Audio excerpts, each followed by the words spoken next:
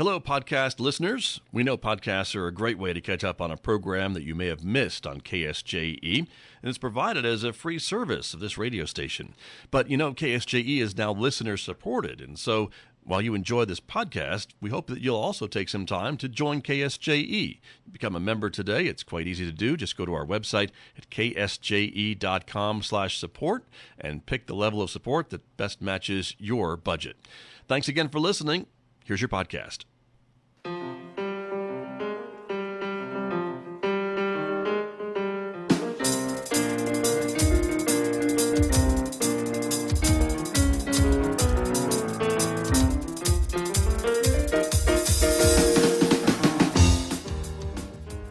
11 minutes past 8 o'clock. It is Tuesday morning, the 29th day of July, 2025. Good morning, everyone. I'm Scott Micklin. Thanks for tuning in to KSJE, 90.9 FM over the air right here in San Juan County, New Mexico. In Durango, Colorado, we're broadcasting at 103.3 FM. And if you're listening to my voice anywhere else on the planet, you've probably gone to our website to do that. We're streaming audio all the time from ksje.com, or maybe you're using the new KSJE app to listen. Welcome, everyone. Also, welcome to our viewers who are joining us this morning. The video of this program is streaming out live right now to the KSJE Facebook page and also to our YouTube channel. So glad that you are all with us this morning, because coming up, it is a special treat for me and hopefully for you as well. Some of my honor students from our summer public speaking classes are joining us this morning to present their honor speeches to you. You'll be hearing from 3 of my honor students from our summer class together. We are wrapping up 8 weeks of public speaking, so stay tuned for that coming up in the next few moments right here on KSJE Today. Then, of course, at 8:50 this morning, we'll be checking in with Amber Francisco from the Farmington Regional Animal Shelter. She'll be telling us about some of the pets available for adoption this week, including that little kitten on the screen that you see right there. We'll learn more about him coming up today at 8:50 a.m. on KSJE. Mick Hess takes over the studio at 9:06 a.m., Roving with the Arts. That's our weekday classical music program.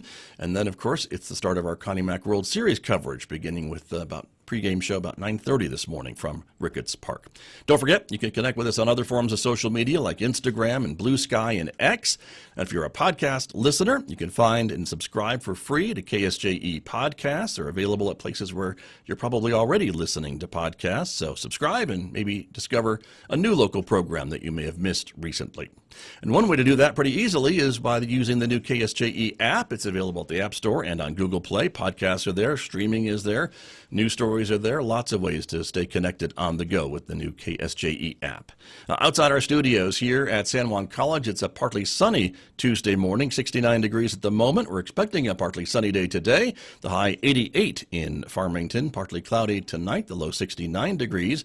Partly sunny again tomorrow with a high of 92 on Wednesday, but maybe a chance of showers developing on Wednesday night into Thursday.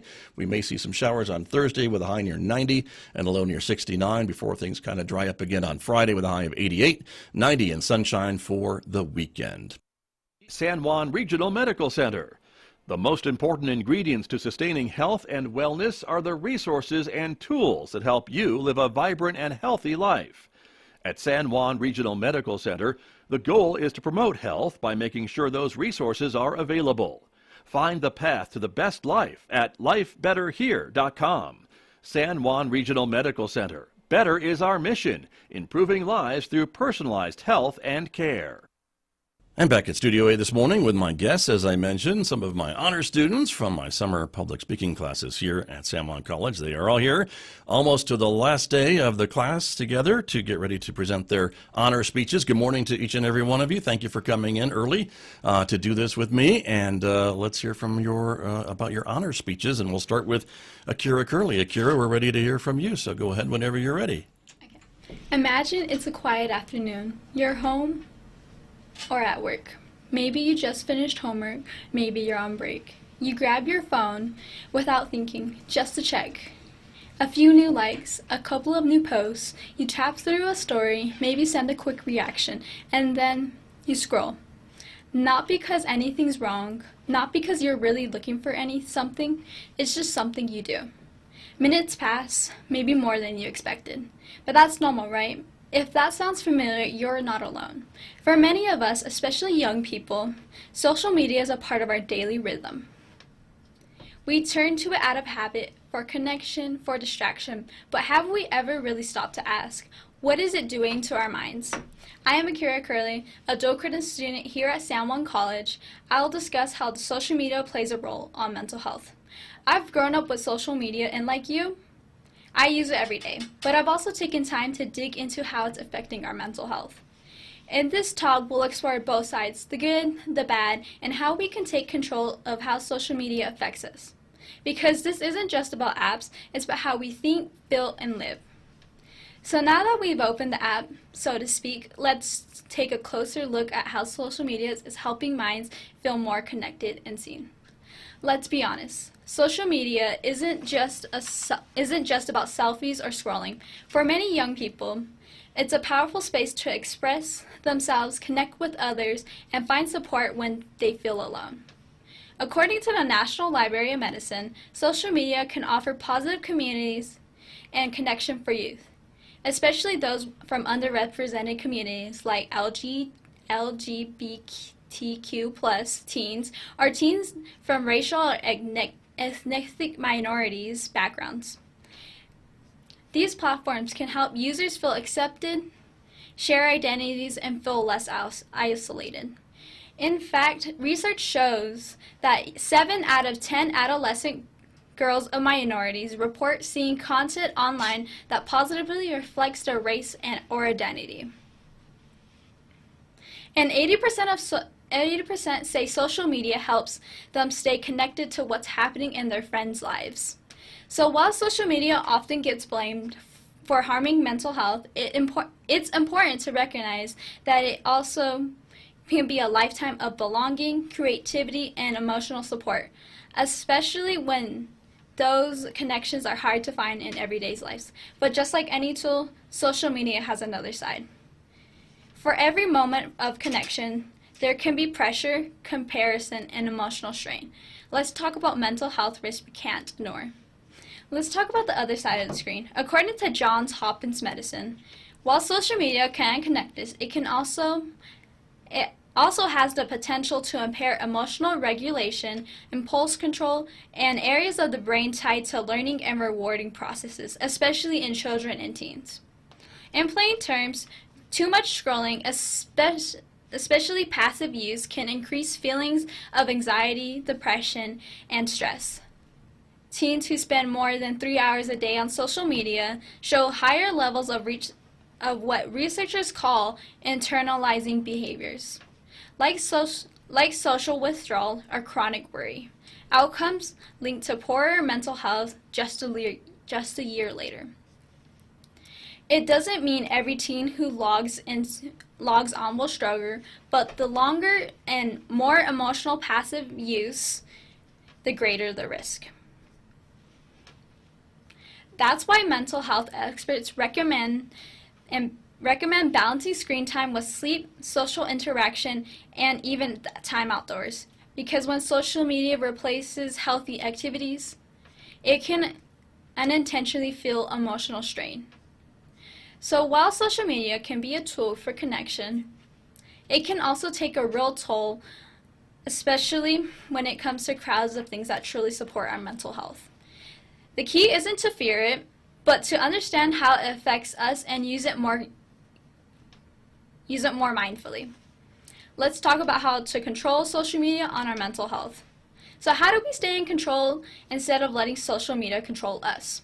The American Psychiatric Association offers a few tips. First, track your screen time. Knowing how much time you spend is eye-opening. Second, turn off notifications so you're not constantly being pulled back in. Third, set boundaries, like no phone use during meals or right before bed. And lastly, curate your feed. Unfollow accounts that make you feel anxious or insecure. And focus on content that lifts you up. These small changes can help protect your mental health and help you use social media on your terms. In conclusion, social media isn't all about the good or all the bad. It is a tool, one that can connect us, distract us, lift us up, or wear us down. What matters most is how we use it. Whether you're 13 or 30, Taking small steps to protect your mental health online can make a real difference. So the next time you reach for your phone, pause. Ask yourself, is this helping me or hurting me? Because your time, attention, and well-being, they're worth more than protecting. Thank you. Thank you very much. Very good. Nice job. Thank you so much. Up next this morning, we'll go to our next student. Talana Hobson is here as well to present her honor speech for us. So, Talana, whenever you're ready, go right ahead. Okay. In 1895, William Röntgen discovered X-rays, and within months, doctors were taking unshielded X-ray photos of patients, unknowingly bathing them in ionizing radiation that is known to damage DNA. Today, there is still a sea of radiation, only most of it is non-ionizing. In this speech, I'll explore radiation exposure then and now, informing how the past went from uncontrolled, high-energy ionizing sources to the low-energy, non-ionizing radiation that's encountered every day. Even a person used X-ray or tanning bed, radiation might still show up in an unexpected way. Whether that's flying on a plane, working near power lines, having a friend or family in the oil and gas industry. What people don't realize is the difference between the powerful ionizing rays and the non-ionizing waves that are allowed today. I became fascinated by this topic after researching both historic radiation disasters like the Chernobyl or the Radium Girls. And modern exposure like UV tanning, I wanted to understand not just the science but how safety standards have evolved. First, I'll describe ionizing radiation, its discoveries, the dangers, and the historical examples. Then I'll explain non-ionizing radiation, where it's found around people and when it can still pose risk. Finally, I'll explain why understanding these two categories matters for health and awareness moving forward. Radiation was once seen as a miracle discovery until people started getting sick. In the early 1900s, women known as the Radium Girls in factories painting glow-in-the-dark watch dials with radioactive paint. They were told it was safe but died of radiation poisoning. When X-rays were discovered in 1895, doctors and even shoe stores used them without any shield, exposing people to unsafe doses without realizing the long-term effects. In 1986, the Chernobyl nuclear disaster released radiation across Europe. Many first responders died of acute radiation sickness, and the long-term health effects are still being studied today. According to the U.S. Department of Labor, multiple historic sources, like the Radium Girls case, led to the first major workplace safety reforms related to radiation, and the World Health Organization lists Chernobyl as one of the worst nuclear disasters in history. These examples explain how dangerous radiation was when it was misunderstood, but even through reforms are more careful, radiation hasn't disappeared.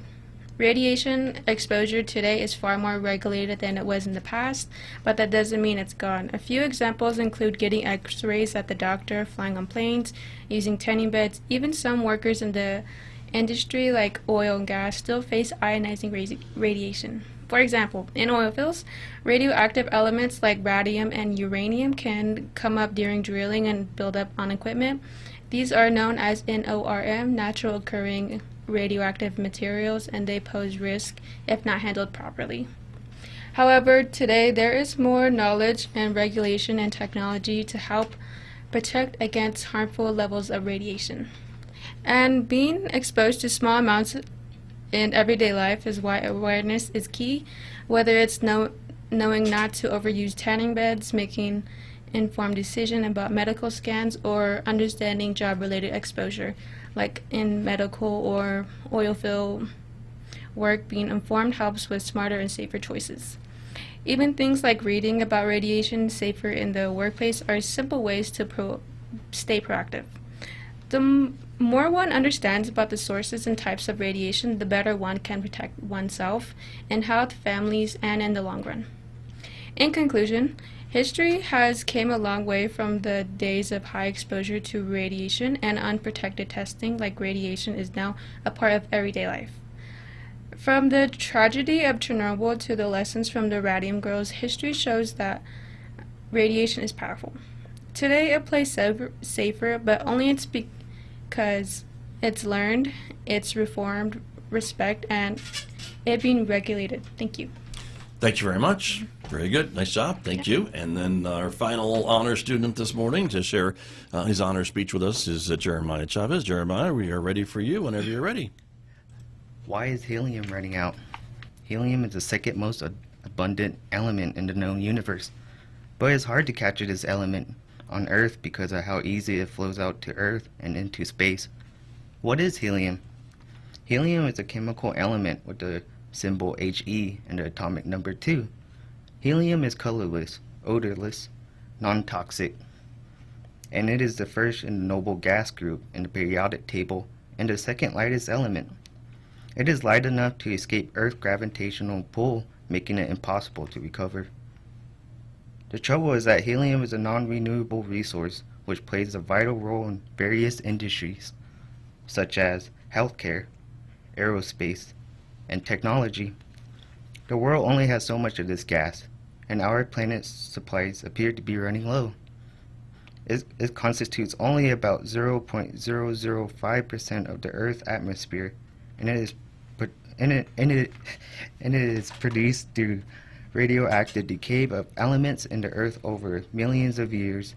National Geographic say, now, 150 years after we found out that helium exists, our supply of this precious gas is in turmoil. How can we ensure a sustainable future for helium, a gas so light can simply drift off into space? My main 3 topics are 1. How do we extract helium? And 2. Why is helium important? And 3. What is the future of helium? How do we extract helium? According to Rocky Mountain Air Solution, they extract helium from natural gas fields located in the U.S. and Russia. Helium is mined alongside natural gas, and a drill is used to drill well very deep into the crust of the Earth. A drill's rig must penetrate a layer called a cap rock to reach a natural gas reserve. Once located in the natural gas, helium is raised and filled the rig, which are then led through a series of piping systems that transport the natural gas and helium to refining plants. Most helium plant taps for natural gas reserve is only about 50% pure, and other gases must be separated through a scrubbing process. Now let's move on to my second main point. Why is helium important? Helium has quietly become one of the most dispensable resources of modern life. It is used in hospital equipment, deep sea breathing mixtures, spacecraft, electronic manufacturing, and scientific instruments.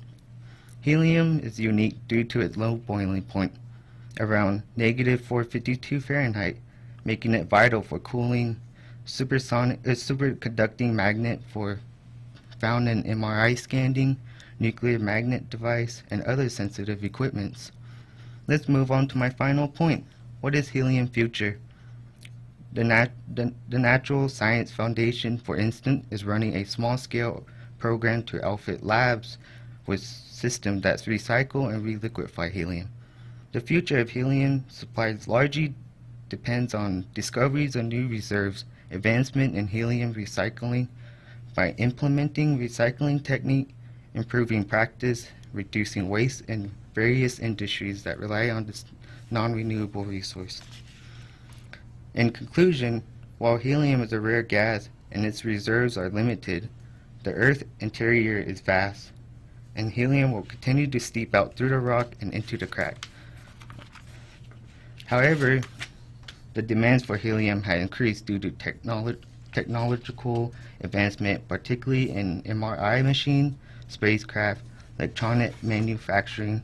This can lead to concern about sustainability for helium supplies. Despite these challenges, there is an ongoing effort to recover helium and explore new sources to recycle them. Thank you. Thank you very much. Thank you all very, very much. Great job, all of you. And These are the faces of students who are almost done with our public speaking class. So one more day after today. Thank you all for coming in this morning. You are now stars on YouTube, Facebook, and radio, if you weren't before. There you go. We'll see you shortly in class. My students from my public speaking class here with me this morning on KSJE. Did you enjoy that podcast? We hope that you did. And if you did, share it with your friends. And if you really want to keep podcasts like this coming, please support KSJE. You can do it easily online at ksje.com.